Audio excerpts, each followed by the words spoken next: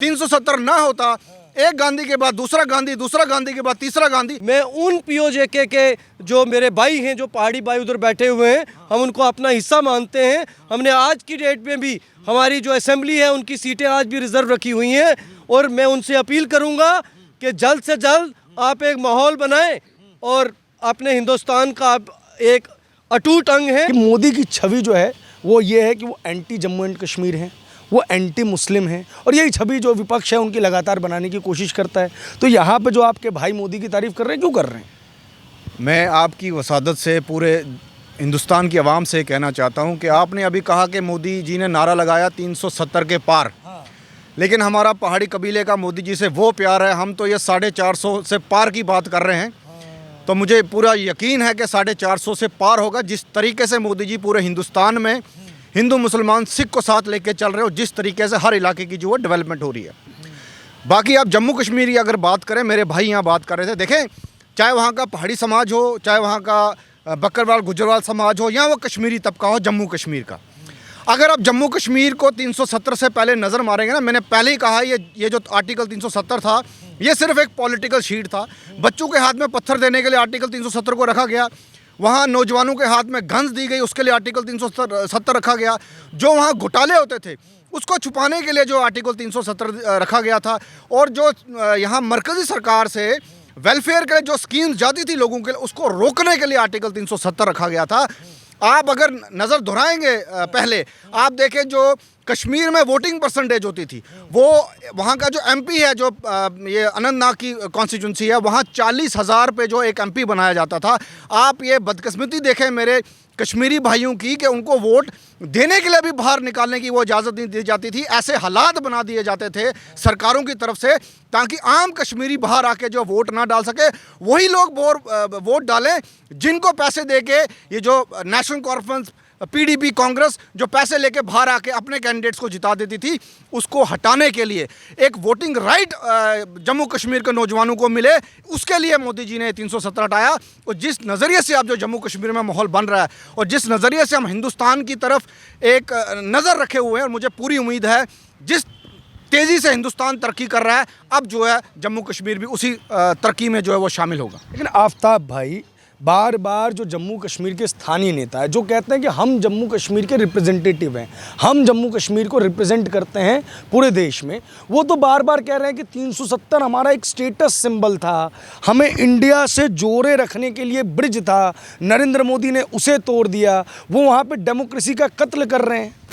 वो उन लोगों का कहना ठीक है भाई साहब, वो तो मैं उनसे बिल्कुल सहमत हूँ, क्योंकि 370 ना होता, शेख साहब के बाद फारूक अब्दुल्ला के बाद उमर अब्दुल्ला के बाद उसका बेटा जो है वो कभी ना आता।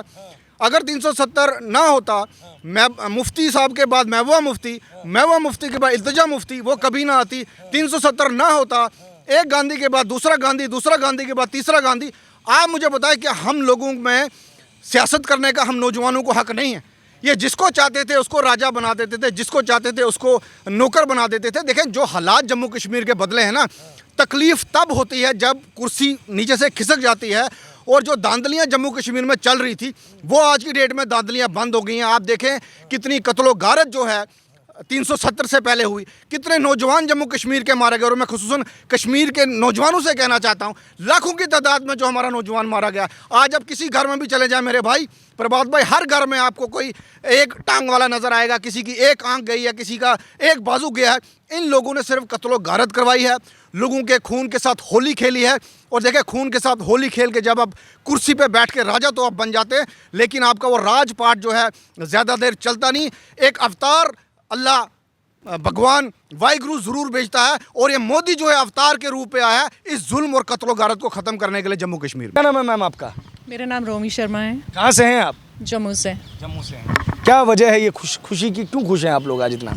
देखिए ये जो खुशी है इसको लफ्ज़ों में बयान तो नहीं किया जा सकता। ये बेसिकली पिछले 40 साल की लड़ाई थी, अपने हक की लड़ाई थी। फाइनली इस गवर्नमेंट ने, कल आपने भी सुना होगा, देखा होगा कि लोकसभा में ये जो बिल पहाड़ी एसटी के लिए जो पास हुआ है, ये उसकी खुशी है, और उसके लिए आज सब लोग दिल्ली बैठे हुए हैं। तो राहुल गांधी के दबाव में आ गए मोदी जी। राहुल गांधी ने कहा कि न्याय यात्रा में रिजर्वेशन बढ़ाएंगे, और मोदी जी ने पहले ही बढ़ा दी। देखिए जहाँ तक हमारे प्राइम मिनिस्टर की बात रही तो मैं कहूँगा हम जो पहाड़ी कबीले के लोग हैं 15 लाख पॉपुलेशन है हमारी जम्मू कश्मीर में। अच्छा। और आप यकीन मानिए पिछले 40 साल के में जो हमारे साथ मजाक किया जा रहा था, हमें उस नज़र से देखा जा रहा था, मैं आपको बता नहीं सकता। हमारे साथ कितनी नाइंसाफ़ियाँ हुई, चाहे वो 47 की जंग हो, 65 की जंग हो। अगर सबसे ज़्यादा कोई पिटा, कोई पिसा तो वो पहाड़ी समाज के लोग थे। मैं आपको एक और भी चीज़ बताना चाहता हूँ, जो POJK है उसमें 95% जो लोग हैं वो हमारे लोग हैं, वो पहाड़ी समुदाय से ताल्लुक़ रखने वाले लोग हैं। उस वक़्त एक गहरी साजिश के तहत उन लोगों को अलग किया गया हमसे। लेकिन हम एक बात कहना चाहते हैं और मैं आपके चैनल के वसादत से अथॉरिटी के साथ कहना चाहता हूं कि जो मोदी साहब ने हमारे साथ इंसाफ किया है, आपको पता होना चाहिए कि हम एक लड़ाई लड़ रहे थे कि पहाड़ी समुदाय को शेड्यूल ट्राइब का दर्जा दिया जाए। 1989 से हमारी रिकमेंडेशन हुई लेकिन हमें किसी ने नहीं सुना। लेकिन मैं दाद देना चाहता हूं हमारे प्रधानमंत्री, हमारे होम मिनिस्टर साहब, हमारी जो भी सेंट्रल गवर्नमेंट की जो इस वक्त भारतीय जनता पार्टी के जो लोग हैं, मैं उनको दाद देना चाहता हूं। वो जो कह रहे हैं कि हर एक के साथ इंसाफ होगा, उन्होंने असल में पहाड़ियों के साथ इंसाफ किया। और मैं आपको बताऊं इसके परिणाम क्या होने वाले हैं। इसके परिणाम ये होने वाले हैं कि हम POJK जो हमारे यहाँ उधर लोग बैठे हुए हैं, हम इस जो कल जो ये घोषणा हुई है हमारे लिए, आप देखते रहना कि वो जल्द ही हमारा हिस्सा बनने जा रहे हैं। आप ये कह रहे हैं कि आपकी जंग जो है वो बॉर्डर पे नहीं, लोकसभा में लड़ी गई है। जनाब, लोकसभा से लड़ी गई है। एक मैसेज गया है POJK के पहाड़ियों को कि आपने क्या खोया और क्या पाया, और यहाँ के पहाड़ियों ने क्या खोया और क्या पाया। ये पहाड़ी इस गवर्नमेंट के ऊपर विश्वास करते थे, आज इनको शेड्यूल ट्राइब का दर्जा दिया गया है। मैं उन POJK के जो मेरे भाई हैं, जो पहाड़ी भाई उधर बैठे हुए हैं, हम उनको अपना हिस्सा मानते हैं। हमने आज की डेट में भी हमारी जो असेंबली है उनकी सीटें आज भी रिज़र्व रखी हुई हैं।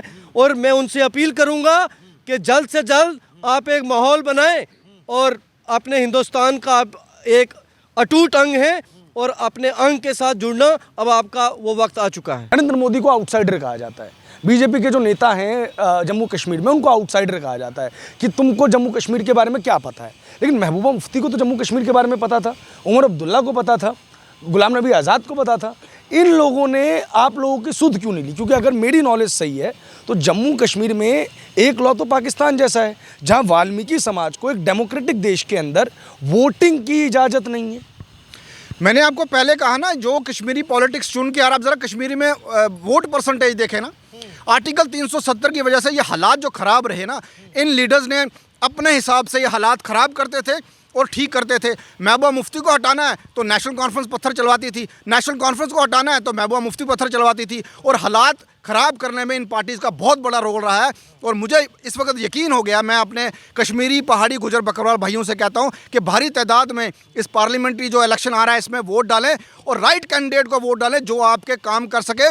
जिनके हाथ खूनों से रंगे हैं, ज़रा उनको अब साइड लाइन करने की ज़रूरत है और नया जम्मू कश्मीर को इस हिंदुस्तान के साथ कंधे से कंधा मिलाने की ज़रूरत जो है अब इस वक्त आ चुकी है। बीजेपी की जो फ्लैगशिप योजनाएं हैं, या कह सकते हैं कि काम है, संसद का काम है बढ़िया कानून बनाना, देश को बढ़िया से चलाना, फॉरेन पॉलिसीज़ मैसेज करना, उसमें वो 370 के ऊपर अपनी बड़ी छाती पीटते हैं। 370 का कहीं ना कहीं मसला कश्मीर से है। उसके बाद वो कह रहे हैं कि 370 हटते ही डेवलपमेंट की बयार आ गई है, हमने डेवलपमेंट वहाँ पे खूब सारा करना शुरू कर दिया है। वो तो जब आप लोग इसके बारे में ज़्यादा बेहतर बताएंगे। अब मेरा चूँकि 6 एक सीट है, अगर मैं गलत नहीं हूँ, जम्मू और कश्मीर मिला के, जम्मू कश्मीर लद्दाख मिला के या जम्मू कश्मीर मिला के, लद्दाख मिला के 6 सीटें हैं। लेकिन ये सीटें भले ही 6 हैं, लेकिन जो उनका मिशन 370 है उसके लिए ये 6 सीटें बहुत इंपॉर्टेंट है। आपको क्या लग रहा है, जम्मू कश्मीर ये मिशन 370 में जुड़ेगा या राहुल गांधी के साथ जुड़ेगा?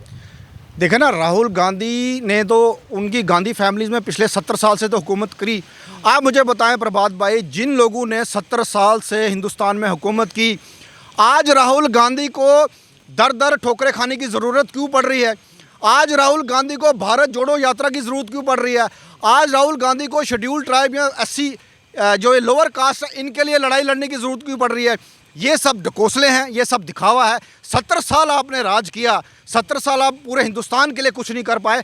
अब जब नरेंद्र मोदी आपकी नाकामियां जो है सामने लेके आ चुका है, अपनी नाकामियां छुपाने के लिए ये यात्राएं चल रही हैं। हाँ, राहुल गांधी के खुद की सेहत के लिए अच्छा है, वो एक्सरसाइज करें, पैदल चलें। पैदल चलना जो नरेंद्र मोदी जी ने भी कहा है सेहत के लिए अच्छा है, लेकिन पैदल चल के देश को गुमराह करना, ये बेवकूफ़ देश को बनाना, ये अब यहाँ का नौजवान समझ चुका है। राहुल गांधी अपनी सेहत अच्छी हो, उनकी हम दुआ करते हैं, उसके लिए खूब पैदल चलें, खाना कम खाएं, जितने लोगों से मिल सकते हैं उन लोगों से मिलें, लेकिन भारत की जनता जो है उनके पैदल चलने से अब बेवकूफ़ बनने वाली नहीं है।